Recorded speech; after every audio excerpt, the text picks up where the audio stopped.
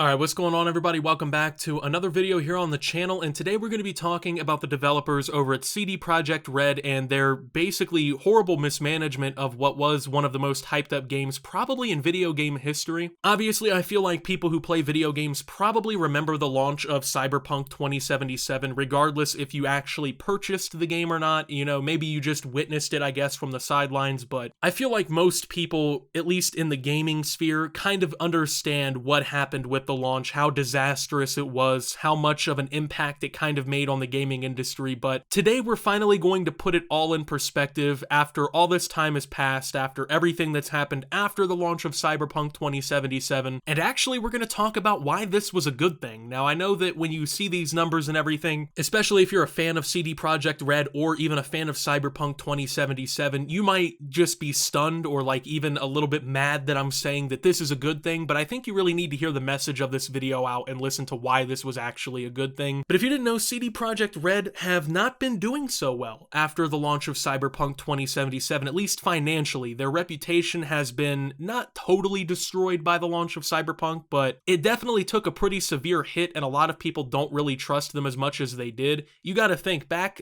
5 years ago even, Projekt Red, they've been one of the most respected developers in the gaming industry. They've always been kind of looked up to as like one of the pinnacles, I guess, of video game development. They've had phenomenal products come out onto the market. They've had phenomenal post-launch support for these games. They've done it all, man. They've done great. But obviously, Cyberpunk is a little bit of a blemish on that record after everything that has kind of happened and people have gotten the product. But it's actually pretty bad how badly affected, I should say, that Projekt Red was after the launch of Cyberpunk 2077. So, a new report from Business Insider Poland paints a grim picture for CD Projekt. The company's value has cratered by over 75% since just before the launch of Cyberpunk 2077. A business that once boasted a market capitalization of over 40 billion Polish zloty, briefly becoming the most valuable games company in Europe, is now worth less than 10 billion zloty.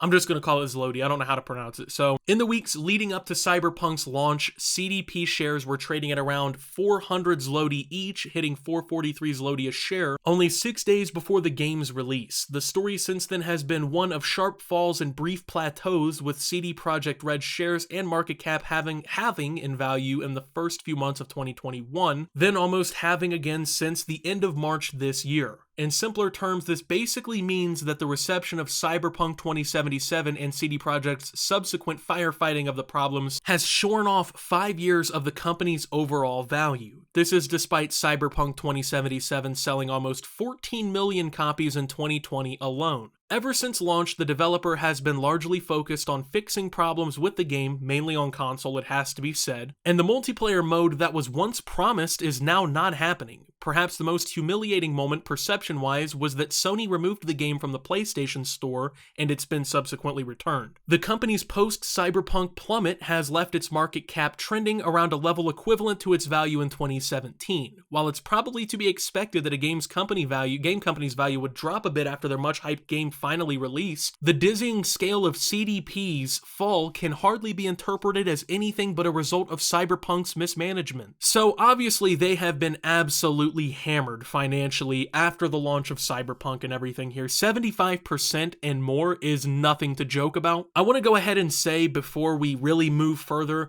some of this can probably be explained by the overall stock market performance. If you're not really into stocks or like trading or anything like that, over the last like 6 or so months, it's been absolute hell for anybody who's invested into anything, basically. My stock portfolio is down like 35% or something like that. It's pretty crazy, man. Like there's been a pretty big pullback because there's obviously been talks of like a recession coming up. There's been a lot of just complex things going on that have led to the stock market not performing well. So it's gotten to that point, man, where it's like that definitely kind of contributes, but I don't think it tells the full story here. I definitely think a pretty good majority of what has happened with this stock has been related to this game. Now, you might be sitting there like, oh, well, Optimus, you said earlier in the video, man, that this was a good thing. Please explain why this is a good thing. So I'm going to go ahead and do just that, right? So we know that Cyberpunk 2077 is probably one of the biggest overall, like in terms of criticism and like reception, flops of the last decade. People were absolutely enraged when this game came out, and rightfully so. It launched in a completely terrible state. Like, there was no excuse for it. The right thing to do, obviously, would have been for them to delay the game even further and basically take more time on it to actually finish it, but that's not what happened. They kind of just pushed the game out and hoped that people would just receive it well, like, oh, hey, they just put out a terrible product, let's all go buy it, yay. Well, obviously, that's not what happened. People were very upset, and it got to the point where, like the article says, the PlayStation Store even removed the game.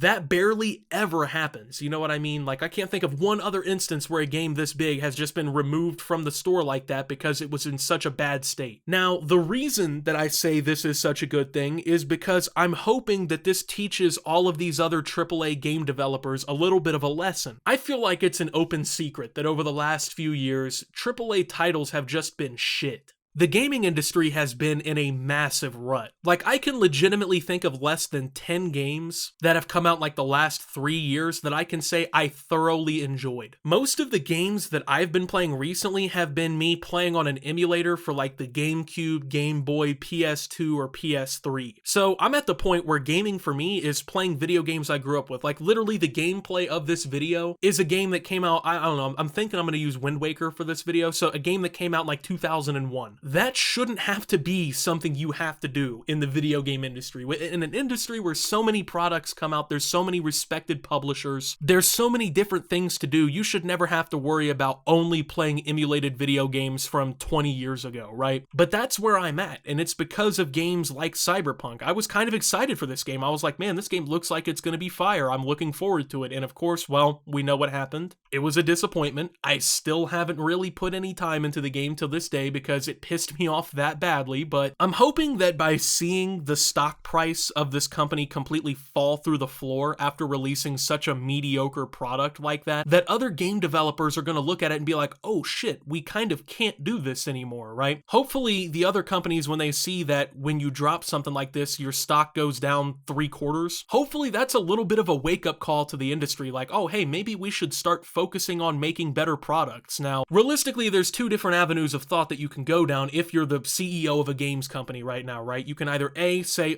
we'll take our risk, we'll put out a half-baked product and see if it destroys us financially, or B, you can delay your game, actually put the time into it that it deserves, and make a product that's worth playing. I really think that this kind of reaction is the only way to get a hold of these gaming companies, you know what I mean? Because if like 300,000 people buy the game first day, it sells just a bunch of crazy amounts of copies or whatever, right? And it's a mediocre product, that doesn't really teach anyone anything, right? Especially if there's no drawback to the situation at all. So hopefully when other companies look at a situation like this, it kind of incentivizes them to make a better product, which would mean hopefully that the gaming industry can pick up a little bit and we can actually start getting good products again. I mean, it's very wishful thinking, keep in mind. It's not like any of this is guaranteed to happen or even realistically likely to happen with some of these companies, but it's definitely a little bit of wishful thinking. It's kind of insane that a game flopping like this could actually basically destroy a company like this. I mean, it's going to take them years to come back. Like the article refers to,